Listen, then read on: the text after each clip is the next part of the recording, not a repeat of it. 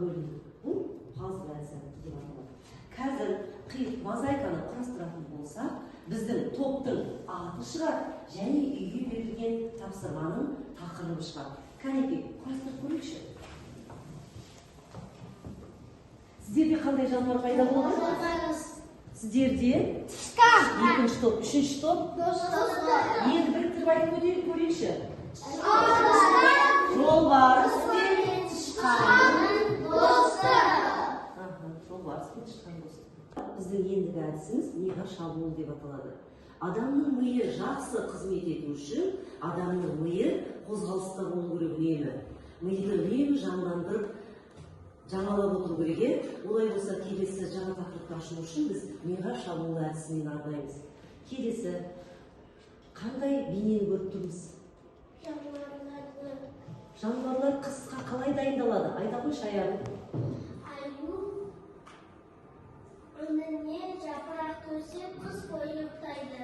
Ya ayı önde жата ма, апанда ұйықтайды?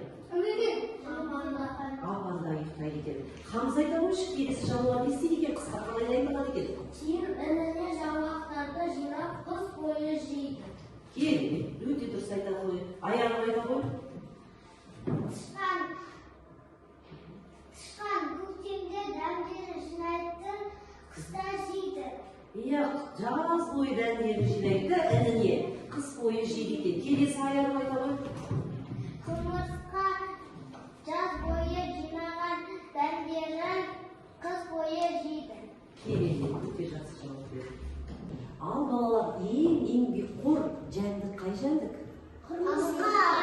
Ал жаз бойы өлең айтып, жазын билеумен, ән салумен өткізетін жәндік қай жәндік?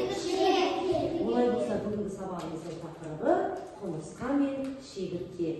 Ал балалар, тақтаға қарап жеріңдеш, кімнің бейнесі суретін көріп тұрмыз? Абай Құнанбаев кім екен? Ақын. Бүгінгі орыс жазушысы Лермонтовтың шығармасын қазақ тіліне аударған Абай Құнанбаев екен. Шегіртке мен құмырсқа мысалын қазақ тіліне аударған Абай Құнанбаев атамыз екен. Ал балалар, сіздер өлеңді жақсылап оқып шықтыңыздар, иә? Енді осы өлең бойынша сіздерге жұптық жұмыс берген.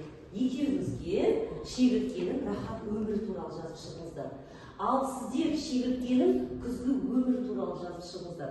Сіздер шегірткенің қысқы өмірі туралы жазып шығыңыздар, өлеңнің ішінен тауып алып. Ал сіздер қайтадан шегірткенің жаздағы рахат өмірін жазасыздар. Ал сіздер шегірткенің күзгі өмірін жазасыздар, қалай өмір сүрді, қиналды. Ал сіздер шегіртке қыста қандай жағдайда болды, шегірткенің қысқы өмірі туралы бірге жұптық жұмыс жасайсыздар. Қалай болдыңыздар? Шегіртке жаз бойы ән салып қыдырды. Жарайсың, қызым. Әдіс арқылы сергі болайық, демалы болайық, балалар. Ал сіздерге қай жағы түсті дана кәйірі? Ал тұрамыз, билейміз, кәсеріп демалы боламыз.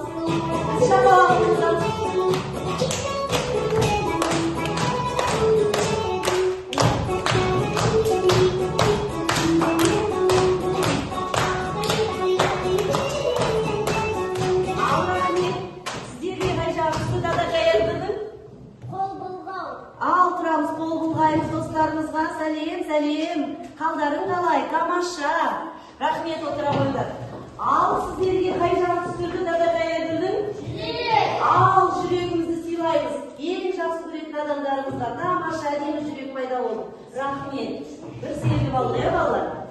Ал балалар, келесі жұмысымыз біздің топтық жұмыс болады. Сіздерге бірінші топқа жолбарыс тобына вен диаграммасы береді. Кәне, вен диаграммасына саламыз да, ұқсастығын ортаға саламыз, шегіртке мен құмырсқаның айырмашылығын жазасыздар. Ал кірсіңіздер сәттілер. Ал сіздер екінші топқа шегіртке мен құмырсқаны бәріміз бірлесе отырып, ұйымшылдықпен бояймыз, түрлі түсті қарағашпен. Ал сіздерге семантикалық карта беріледі, шегіртке мен құмырсқаны дұрыс па ажыратасыздар, жарай ма? Ал кірістік, құс белгісін қойсаңдар болады. Дұрыс па? Қандай? Жұмысымыз аяқталды. Кәнеки екінші топ, бірінші топтың жұмысын бағалап жіберіңіздерші. Жарайсыңдар.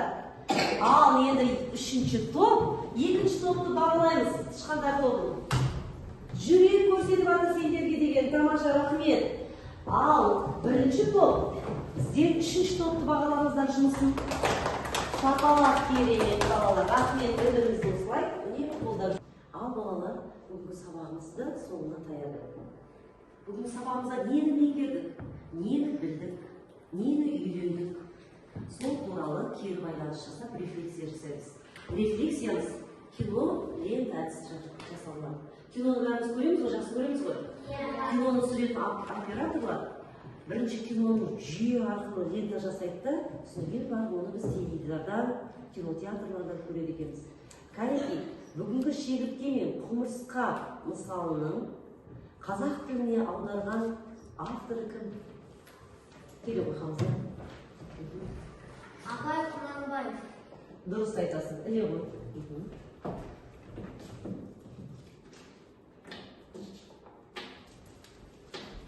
Шегіртке мен құмырсқа өлеңін ең алғаш жазған кім? Құмырсқа мен шегірткенің орысша жазған авторы екен. Иә, Лермонтов екен, орыс жазушысы Лермонтов екен. Жарайсың апа, жастыра кино лентаны жалғастырамыз.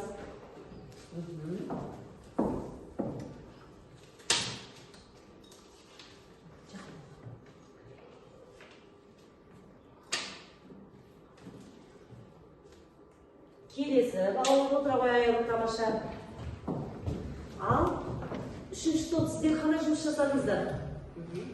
Шегіртке мен құмырсқаны салыстырдық. Жарайсың, кел біле қой. Кино жүріп барады ма балалар? Кино секілді болып барады ма сабағымыз? Ал екінші топ, сіздер қандай жұмыс атқардыңыздар? Шегіртке мен құмырсқаны суреттедік. Біз шегіртке мен құмырсқаны салыстырдық. Жарайсың, Мұхаммед біле ғой. Балалар сабақты қалай меңгергенімізді бағалап жіберейікші қандай? Қызыл түс болса меңгермегендеріңіз әлі түсіну керек. Ал жасыл түс меңгердік. Кім меңгерді сабақты? Жарайсың балалар, мінеки бәрі сабақты жақсы меңгеріппіз, шегіртке мен құмырсқа мысалын жақсы меңгеріпсіздер, түсіріп қойыңыз. Сіздерге сабақ ұнады ма? Иә! Түсінбей қалған жерлеріңіз бар ма? Мүмкін.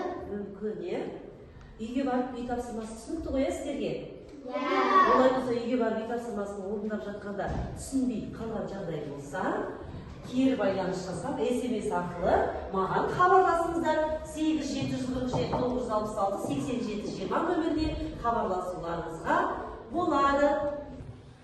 Ал балалар, бүгінгі сабақта бағалау критерийі бойынша, дискриптор бойынша бал жинадыңыздар ма сіздер? Кәнекей, айта қойшы, Армина, қанша бал алдың? 9 бал алыпты, өте керемет, жоғары бал алыпты. Армина, айта қойшы, қанша бал жинадың? 8 бал. Тамаша. Ал Заңғар, айта қойшы, сіз қанша бал жинадыңыз? 7 бал жинапты. 10 бал жинапты. Хамзал ең жоғары бал жинапты. Нұрсұлтан, сіз қанша бал жинадыңыз? 6 бал жинапты. Әлі де дайындалу керек. Ал Кәусар, айта қой, неше бал жинадыңыз? 9 бал жинадыңыз. Айта қой, аяғын?